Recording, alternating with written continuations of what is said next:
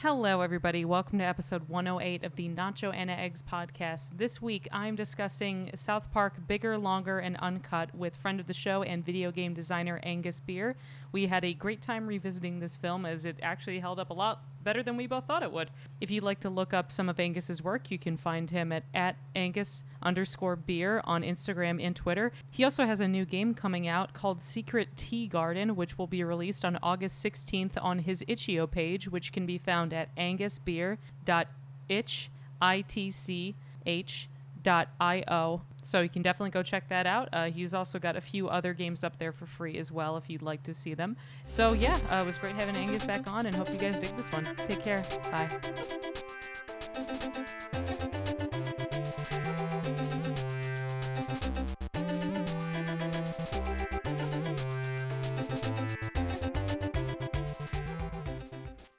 Hello, everybody. Welcome to another episode of the Not Joanna Eggs podcast. I'm Tracy. And I'm Angus. And Angus is joining us this week because Robin was not available to record, so we decided to just do something just kind of fun and silly. So this week we are talking about South Park Bigger, Longer, and Uncut, the 1999 theatrically released film directed by Trey Parker.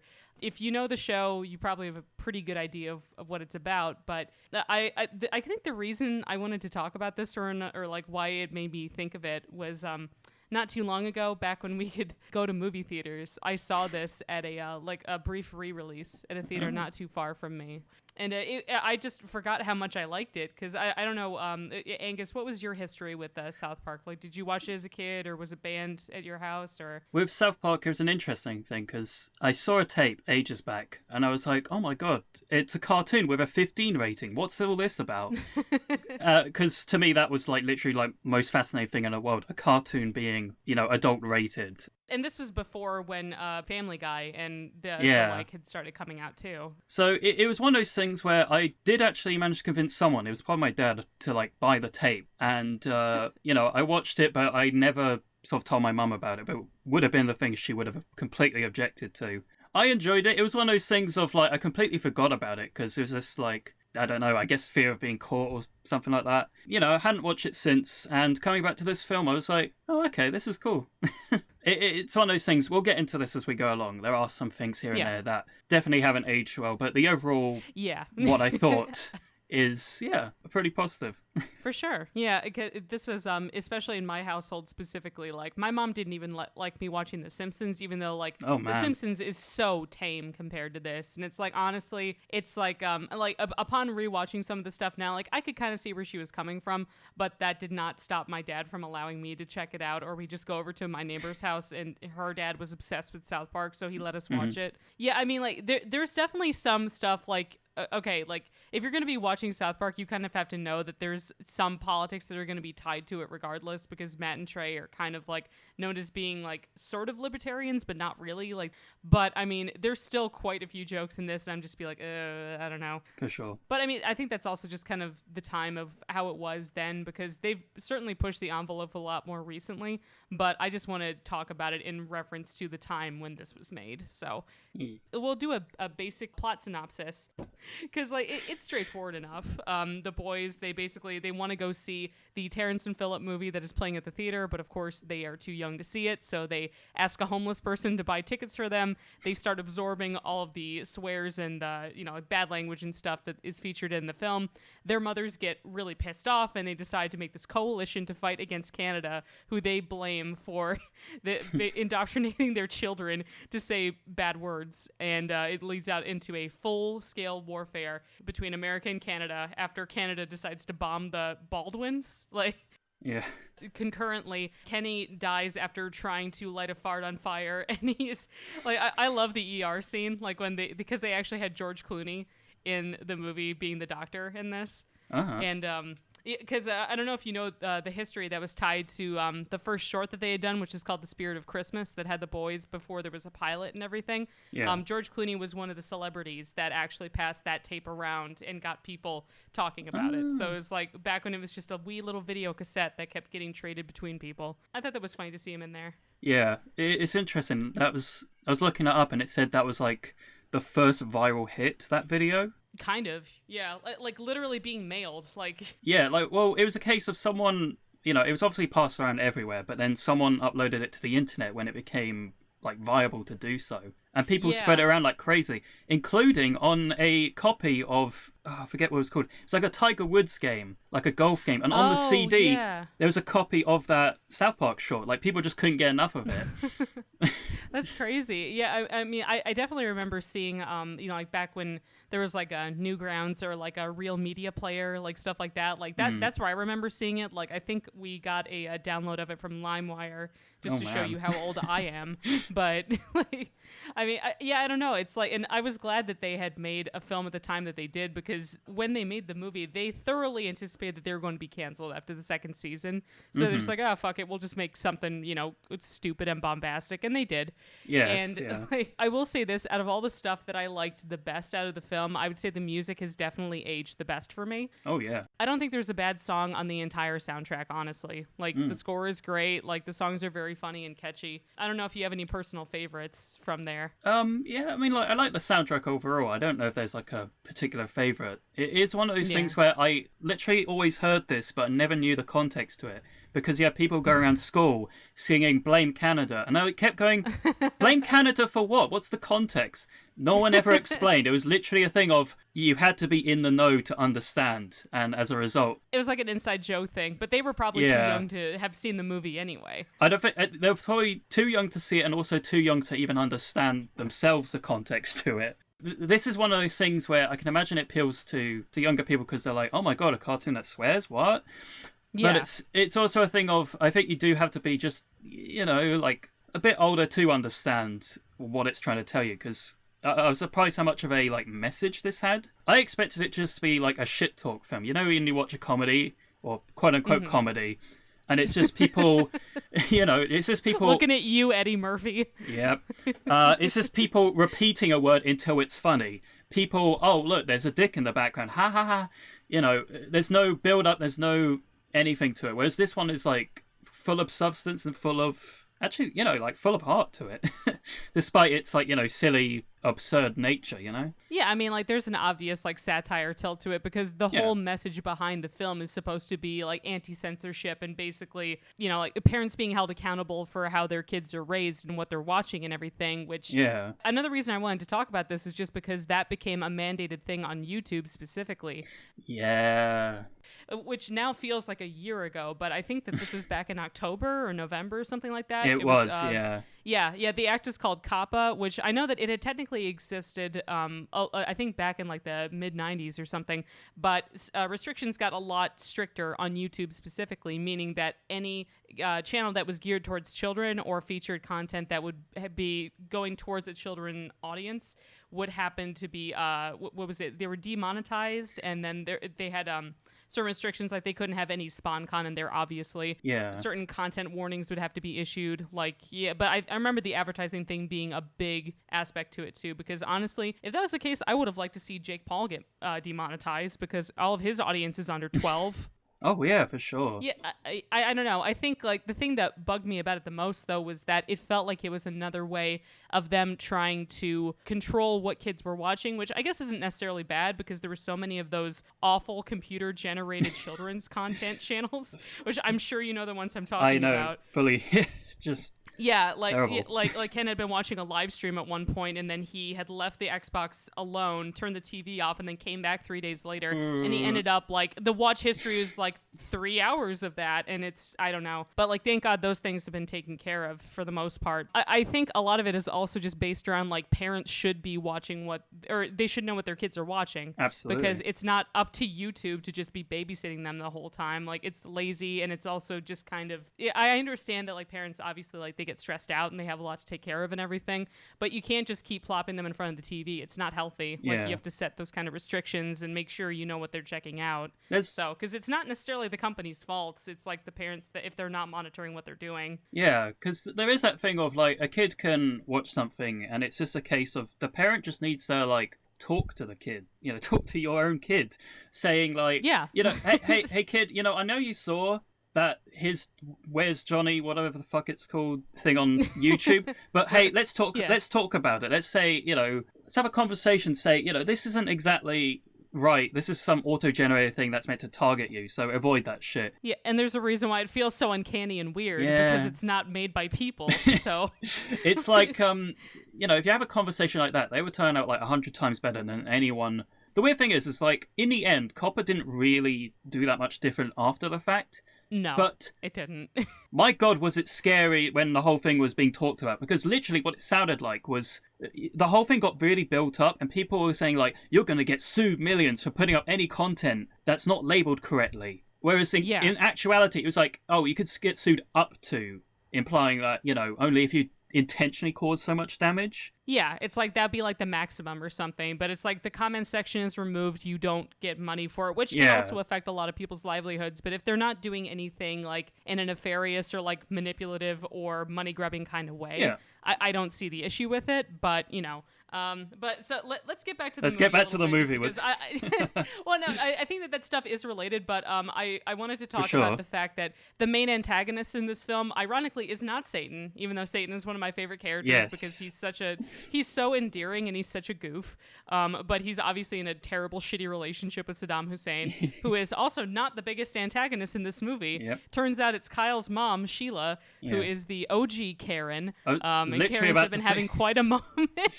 They've been having quite a moment recently, and she embodies all the entitlement and the arrogance and the aggression that you've seen in a lot of the worst Karens. Yes. And I'm glad that you were thinking the same thing too. Like, when watching the movie, I think one of my favorite touches is how Kenny dies in a like brutal, horrible way. Yeah, like his heart explodes when it's replaced with a baked potato. Yeah. And do you know what happens? The parents don't acknowledge that. They acknowledge the fact that they went to the theater again and saw a film with bad language. Like, I thought that was actually absolute genius. That's so true. People will focus on, there'll be a film with all this guts and violence and stuff, and it's like, that's okay. I'll take my kids to see it. And then it has swearing. Oh, no. It reminds me of, oh my God, the amount of movies I've been censored on TV where it's like, you have a film like RoboCop, one of the most goriest films ever. Oh my God. Can we please do an episode on that? That's literally one of my favorite movies. It's not a cartoon. On RoboCop? Yes. It's not a cartoon, but can you please make an exception? Maybe. Well, we can watch it and talk about it at some point. Yes. Anyway, back to. But all it really was RoboCop. Brutal, violent movie. They put it on TV, and literally every swear word, even if it's damn or hell, was covered up with like airhead, loser, stuff like that. It's comical. Comical. It was like with snakes on a plane. The Sam Jackson thing. Like, I've had it with these monkey fighting snakes on this Monday to Friday plane. I was just like, guys, just bleep it out. Like, I don't mind bleeps in general. Give me a bleep. Yes, yeah. Yeah, just give us a bleep. Well, I wanted to mention, like, continuing on with your point about how it really does go to emphasize that, like, Matt and Trey are very against the MPA, which makes sense because they're a terrible, shitty company. And it's like, it's basically just the Hays Code all over again, because they are fine with gratuitous violence, but if there's any sex or bad language, that is like, this movie was almost rated NC-17, but I wanted to tell you why it wasn't.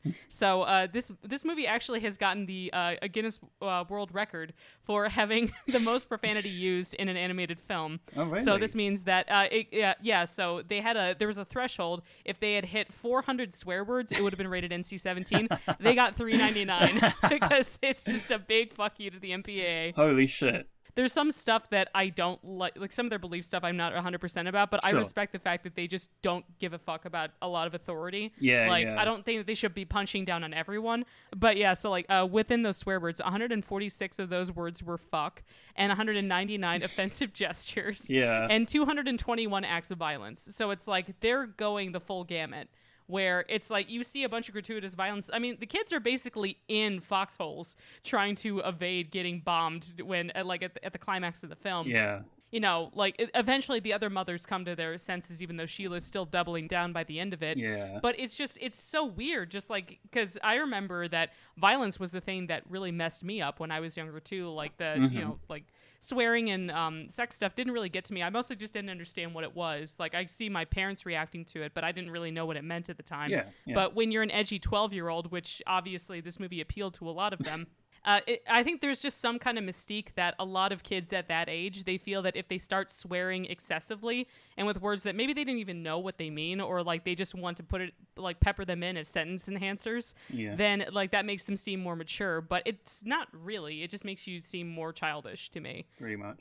Like the script is very solid. Like it's still very funny in my opinion. There's still some stuff I don't agree with, but for the most part, like a lot of the jokes I think have gotten very well dated. Like I love the character of Gregory, where he's just an obvious like self-insert from Les Miserables or some kind of like just like pretentious Broadway play. Yeah. And Wendy is giving more attention to him than she does to Stan. And of course he hijacks their whole La Resistance, which is the group of kids that's trying to fight back against their mothers. Yeah.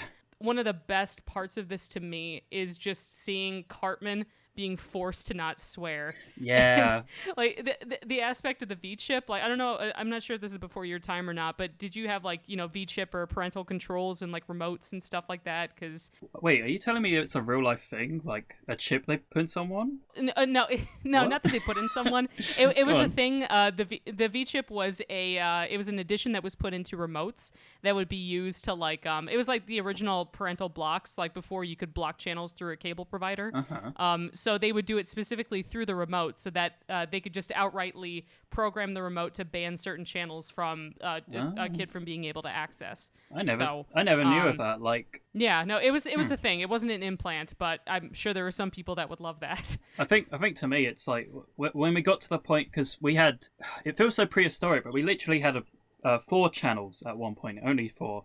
And then when it got to the point where you had like hundreds of channels, I think by that point I was just kind of tired of TV. So yeah, it's too many. I think there's a reason a lot of people our age don't have cable, because it's like, number one, there's either nothing on, or there's just nothing you want to see on there. Like streaming is the next, you know, evolution from it. Like my sisters subscribe to Netflix, but they also want like TV when they move out, and it's just like, why? Literally, there is nothing there. And anything that you do want is on one of the streaming platforms. I mean, yeah, sure, you have to pay a subscription, but, you know, you can sort of opt in, opt out whenever you want to watch that one particular show. And I don't know. I mean, it's worth it if you're just getting that kind of stuff. It makes more sense. But like, especially when this kind of thing was coming out, I wasn't allowed to watch a fair amount of stuff on Comedy Central, like, which is, you know, that was I don't know what channel you guys have over there for watching it, but I mean, I would still like try to stay up and watch it and everything. I think that they had played this a couple times for April Fool's Day or something.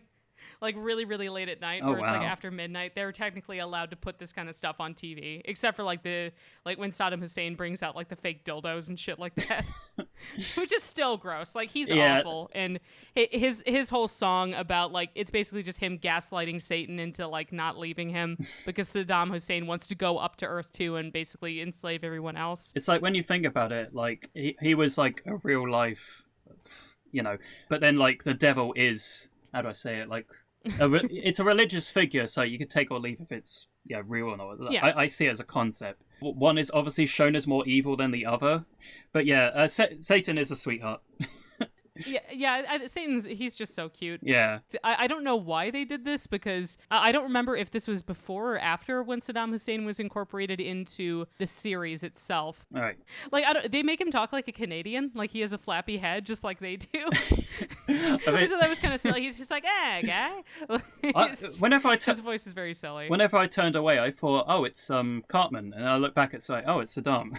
Yeah, and how Satan gets an I Want song, like a Disney princess or something, and his is the only song that doesn't have any swears in it, oddly enough. Huh. Like, even Mr. Mackey's song has some, because he has to, you know, when he's trying to tell the kids to, like, not swear and just use place fillers like buns or poo or something. But it's like, it's not really better. Like, it's just the fact that the employee is still working at that theater, even though he's clearly let in 60 kids to see an R-rated movie, or like there were no ushers going through to make sure that no one else was getting in there. I think that's also like a commentary on things, because it's like, I never did the whole sneaking into a movie rated for above me. I always just did that with tape or whatever. But you always hear stories of people going like, oh yeah, I saw that film, yeah.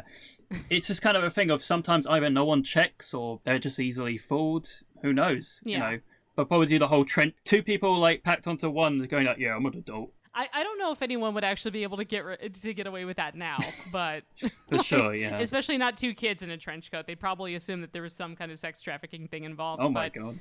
I don't know. Yeah. But for this movie specifically, I definitely snuck in because like I know that there was an urban legend thing going around that people were buying tickets to Wild Wild West, the Will Smith movie that came out at that time, and then just sneaking in to see this, which is what I totally did. Oh yeah, that's another way of doing it. Yeah. Why didn't I think of that? Because you weren't conniving enough, Angus, and now you're older and wiser. Yeah. Maybe you can do it again, even though you legally don't have to. I don't know. Just don't sneak anyone else into movies. Yeah. There was like a weird plot point that they decided to do in this, they kept hyping it up in the trailer that you get to see Kenny with his parka hood off for the first time, but like he looks like the rest of them. Like they were really hyping it up, and it's like, no, of course he looks just like Stan and Kyle. Like why would he look any different? Pretty much. He doesn't have a weird nose. He doesn't have different mouth. He's just like, no, it's just the kids in the blonde wig. This is just the ideal American look. Exactly. Yeah. I don't know. There's some stuff in this like that I was mentioning before. Like they say some particular words, or there's like some kind of racist humor that I'm not really 100% on. But I think that that's just kind of the time too, which does not excuse it. But I remember those being like kind of recurring things. Like because one of my favorite movies is Drop Dead Gorgeous, but they use the R word in that quite a bit. They do a fair amount of like gross sexist, like like kind of like pedophilia jokes and stuff, which I'm really not 100% on. Mm-hmm. But like I think if you can still appreciate it and separate it from that, I think it's still pretty solid in general. This is the kind of movie you watch by yourself on a streaming service without anyone around, without telling anyone you're going to watch it. Just, okay. Pretty much. Go in with those expectations only, sort of. For sure. I mean, because like I've seen pretty much all the movies that they've made, which include Cannibal the Musical, which was their I think it was a college film that they made. That was supposed to be about the only man that was ever convicted of cannibalism in the United States, named Alfred Packer. Right. Then they had Orgasmo, which was the porn set superhero, which is a good one. Then Basketball, and then Team America. And I don't think that they've released any of their major films since then, just the Book of Mormon. But an overwhelming trait of all those things is that they're always musicals. And like even this kind of follows a lot of those musical beats, especially like the opening song, Mountain Town, is supposed to be a direct homage, or at least it looks like a direct homage to me, of Belle's song in Beauty and the Beast. Like when she's doing like Little Town, It's Quiet Village. That definitely like helps the spirit of the film, because I thought while watching this, it did feel like it had the structure of a kid's film, but it was one that like my attention was like almost 100% on it at all times. I feel like with certain films where I'm like, hey, this is a good animated film, but it also so happens to be for kids, but go ahead and watch it. Sometimes I just kind of, my brain sometimes switches off because they fall into the same kind of tropes where you're like, okay, I've seen this kind of thing before. But then with this one, like, I don't know, it has that mixture of that kind of structure and, musicalness, but it has that level of satire that's like just right. Yeah, I mean, I think some parts of it can get a little bit preachy, but it's just sort of what they do. If you're going to be having any kind of movie that has some kind of substantial message to it, that's going to be inevitable. But they still do like a Deus Ex Machina thing at the end just to fix it, which is the whole Kenny reveal. Yeah. But I think that overall, it has a really good balance between both just like jokes and trying to like making the plot like very succinct and very snappy. Yeah. Like they don't waste a lot of time at all. I don't think there's anything in particular that I would have cut out of it. If you cut anything out of it, then you'll be going against the message of the film. I would say there's no dead space in terms of like the plot. Right. Like everything is very snappy. It's very well laid out. Yeah, it was well paced. Yeah, I think one of my favorite parts of the film, like it was like near the end when V-chip, whatever it's called, the V-chip, yeah, the chip, malfunctions so that whenever Cartman swears, it turns into lightning bolts, and then it does the whole sort of like Dragon Ball thing where he turns that energy into energy balls towards it. I never get that excited about Dragon Ball because I just feel it's literally the same thing over and over, and it's like I sleep at half the time when they're doing action scenes. But with this, I was literally like feeling, I don't know, I felt a bit of goosebumps somehow, even though it's meant to be a silly old movie. I mean, he's doing like the whole thing, like destroying Saddam, and it's just like, yeah, swear at him. And they have the token money shot that they use in the trailers too, where they have like the 3D turnaround of Cartman swearing. Like, I think I don't know if this is just probably slightly after the Matrix, and they probably could have put it in while they were doing their final edits and everything. But it was definitely a joke of that time. But I mean, it looks cool, and like you feel vindicated, like just seeing Cartman do that to Saddam Hussein, because he was, especially during the Gulf War and everything. I don't remember if it was quite as bad at that time, or if they were just dunking on him, because it's easy to dunk on Saddam Hussein, and he should be dunked on. But and he's now dead, which is cool. And then also Satan throwing him down the well, or throwing the chasm back to hell, and also all of their villains end up dying by getting impaled, and I don't know why, but like it's such a silly kind of trope thing. Like, you can sort of tell that there are those like kind of recurring jokes that they want to incorporate. Yeah, it's a specific trope for them to want to do. It's something they're really known for. Yeah, exactly. How do you feel about Terrence and Phillip in general? Because like they are the smoking gun characters of this whole thing, because it's like they're just kind of Canadian entertainers, and they're supposed to be a parallel to South Park itself and how a lot of parents had thought about South Park at the time. Yeah. Like, do you find them entertaining or no? It's one of those things. I enjoy the aspect that their like punchline to most things was literally just farts. It's like one of those things. I'm not a fan of like fart humor, because most of the time it's like played out, but it's just like, hey, what did this person say to that person? I don't know. And then it's just a fart. There's no. It's the fact there is no punchline. It's like what makes it funny. Yeah. So it's like with the amount of time they're shown on screen, like it's funny. If they were like there for like 50% of the movie talking down to the camera, then it wouldn't be. They're in there just long enough, and the jokes are fine enough for how long they're on screen for. So yeah, for sure. Like they're good as long as they don't overstay their welcome. They're fine. Yeah, it's one of those things of like, you think about the things that sort of parents overreact to, and it's like them doing fart jokes and swearing like seems so minuscule. But then and you always wonder, like they do that whole thing where they sort of light their farts on fire, and you think to yourself, well, what other sort of like what kind of other things do they do of that nature? I wonder, is that the worst of it, or do they do worse things like, oh, I'm gonna do a Jackass move now? Yeah, and this was just before Jackass too, so I don't know if that would have been like something that could have inspired them or whatever, because the guys that were on that show definitely played up certain things like hurting themselves or like lighting stuff on fire or whatever. But I mean, like I think I just like them more is just like the fact that that's the thing that pisses Sheila off so much, is just like that she doesn't agree with their sense of humor, so she decides to have them executed by the military. It's pretty extreme. Like I did like their the music video, the 1990s like era rap music video that they had for Uncle Fucka. Yeah. But, that song is still a bop too. I mean, it's dumb, but I still like it. It's a good dumb bop. Yeah, and the fact that Blame Canada was actually nominated for an Oscar, but I guess it lost to a song from Disney's Tarzan that was written by Phil Collins, and they were very bitter about it. It would have been funny if they lost to a song written by Canadians. Yeah, that's true. It would have, but no Bryan Adams song that year, no Celine Dion that year, no Bare Naked Ladies songs that year. So not yet. Their day is coming One soon. day. But because I remember on the Academy Awards, Robin Williams had actually performed this song, like how they performed the songs during the awards ceremonies themselves, and it was fun because like they censored some stuff, but not that much, and it was just nice to see him, teaming up with everybody. So another thing I wanted to mention was that you mentioned earlier that the song that was popular at your school was Blame Canada. The one at mine was Kyle's Mom's a Bitch, because like people were just ad nauseum. They were singing that thing all the time.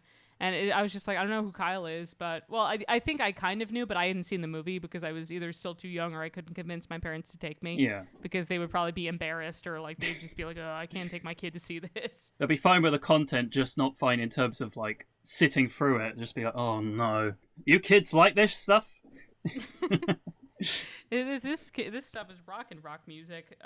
But I don't know. I think that it still has held up pretty well. Currently, it feels like South Park is really trying to end itself, or at least like maybe they're just getting tired of doing it. I don't know. I'm still surprised that it keeps going, because you think with Simpsons, it's something that kind of like PG rating, so it appeals to both kids and adults, and so that's why it continues to like get worse and worse and continue on. Whereas with this, because it's for adults, you always think adults things always end, don't they? And then here we are at, 20-odd seasons? I'm like, oh, man. I think they're almost at 27 or something. I forget, but or well, maybe not that many. Let's see. It started out in 1997. Yeah. They would be at 23, right? I guess 24. I forget, but something like that. I think it's one of those shows that probably can't end because I looked up and it's like one of the most popular shows of that type. So it's kind of like, oh yeah, it's almost like damned if you end it and damned if you don't, because it just potentially gets worse. But I don't know. I've only heard around that. I mean, I've been watching a lot of it fairly recently, like not just the older stuff. Like, and I think a fair amount of it still holds up pretty well. It's not quite how it was before, but I still really like it. But I think that it's also, they've been such a ratings haven for Comedy Central in general, because like, especially when they were struggling initially, back when the channel was first launching. Yeah. Like just shortly after that is really when it started to take off. So, and the fact that how South Park is made, like how a lot of it relies off of like the news cycle and current events and stuff like that, which is why they can keep it so fresh. Like it only takes a week to make an episode, which is pretty frigging incredible. That is incredible, yeah. They're like, okay, we have to get the story figured out by Thursday, start doing like storyboards on Friday, get the puppets together or whatever on that Saturday, and then they do the animation and then do final editing and all that before that following Wednesday, which is when it has to go to air, which is nuts. They did a whole program about that, didn't they? I only heard about it. Yeah, it was called 6 Days to Air. I think it might be somewhere on YouTube. I'm sure you can find it if you look for it online, but it's genuinely really interesting. They show like the process of when they were making the human centipede episode, which is a good one. But yeah, I mean, I think that currently, I think that they've been renewed for at least 1 or 2 more seasons, but I don't know. I think once it gets to the point where they decide that they want it to end, then they'll probably do it, or if Comedy Central just doesn't offer them enough money. Yeah. I don't know. I mean, like, I would get burnt out doing something like that for that long, frankly. Sure. Especially trying to keep stuff fresh and topical and all that. We say that, but then, it's different when the money rolls in as well. Yeah, it's true. But, I mean, I still think that The Simpsons needs to end. For sure.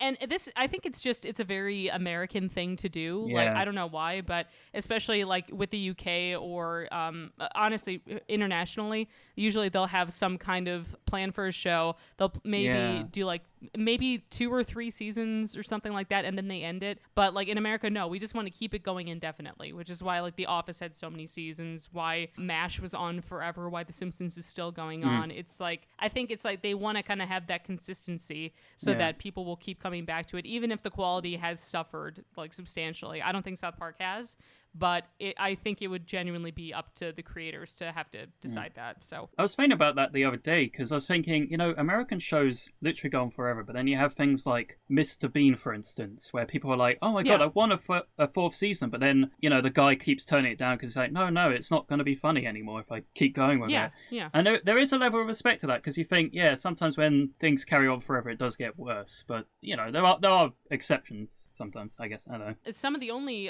instances that I can think of for that, especially in American culture, is like short animated series like Over the Garden Wall or Infinity Train, or also like honestly Gravity Falls, because Alex Hirsch had said flat out, he's like, I don't want to do it to the point where the show sucks. So he's like, I have a finite story, I'm going to tell that story, that's it. And I'm like, I respect that.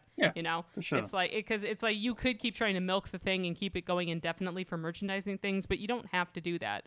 And I think your audience will respect you, especially if you have it end in a very satisfying and like kind of cool way. Then they'll be less likely to just be like, well, that was stupid. Because like then you see something like Game of Thrones where it's like just didn't know what was going to happen, and then it just totally shit the bed. Pretty much. It's a thing of, as you get older, you just want your shows to be over with. Yeah, exactly. Where like, because you want to just experience new stuff, like, and there's nothing wrong with that. Absolutely. And there's nothing wrong with wanting to do a new project too. So, but I guess that's most of what I've got for it. If you have any other closing thoughts, otherwise we'll do our handles. So overall, it was a case of it was a pleasant surprise to come back to this, and I'm glad it wasn't just pure garbage. Well, not that I expected it to be garbage, but you look at something, you think, are they just going to be shit talking the whole movie? But then it's kind of like, oh wait, something with an actual message to it, something with an actual like layers to it. And you're like, oh yeah, good. Because like the worst feeling is when you revisit something that you really enjoyed when you were younger, or that you like watched ad nauseum, and it's like, oh, this is actually terrible. Pretty much. And you just be like, oh, well, I wasted all that time for nothing. Overall, recommend it, but go in with caution. and probably don't go in. Yeah. Don't go in if you're like really sensitive to certain topics, because even to me, I'm a bit like with some things, and then I don't know. Yeah, I mean, like it's not for. I mean, it's not about like clutching pearls. It's just like if you know roughly what they talk about, like there's gonna be some stuff. Like if you don't like certain amounts of like gay jokes or violence or like racist stuff or whatever, it's just kind of like that's just sort of how it is. Like we're talking about it, but we don't necessarily condone what they're talking about. Pretty much. But like I think it's just important to like separate that too, because it's like you can appreciate a piece of media and not subscribe to what they're talking about. Absolutely. Yeah. But yeah, I guess that's it. Angus, where can they find you? So you can find me on Twitter and Instagram at Angus_beer, and that's about it. Okay. And I usually work on art, animation, and game stuff. So look forward to that. Did you have any other things you wanted to plug? I know that your game came out not too long ago. I recently released Fragment Extended Cut, and it's available on my Itch.io page. It's a short little game, but it's available for free. Hopefully there'll be a bigger game next time. Sick. Cool. Well, I'm excited to check that out. Like I'll put a link to it in the description for this as well, in case if anyone wants to find it. Cool. All right, and I can be found on Twitter and Instagram via @TCTroush. Our episodes are also uploaded to YouTube. If you just look for Not Joanna Eggs, you'll find our little head logo on there. All the episodes are uploaded concurrently when they are put onto the podcatcher of your choice. And hope you guys enjoyed this one. And thank you so much for listening. We will talk at you next time. And thank you for joining us, Angus, or thank you for coming on, I should say. My pleasure. My pleasure. Awesome. All right, well, cool. Thanks, guys. Take care and be safe. Bye. Bye-bye. Hey guys, thanks again so much for listening. Our intro music is Don't Hold My Breath by Ben Briggs. The outro is Wet Dreams by Phonetic Hero. Both were found on ocremix.org. If you like the show, please subscribe, rate, and review us, or tell a friend to check us out. We're on iTunes, Stitcher, and anywhere else you get your podcast. Find the show website via notjoannaeggs.tumblr.com. Follow us on Twitter via @lobster_writer and @TCTroush. Not Joanna Eggs, because animation is for everybody. Staying hydrated, as they say.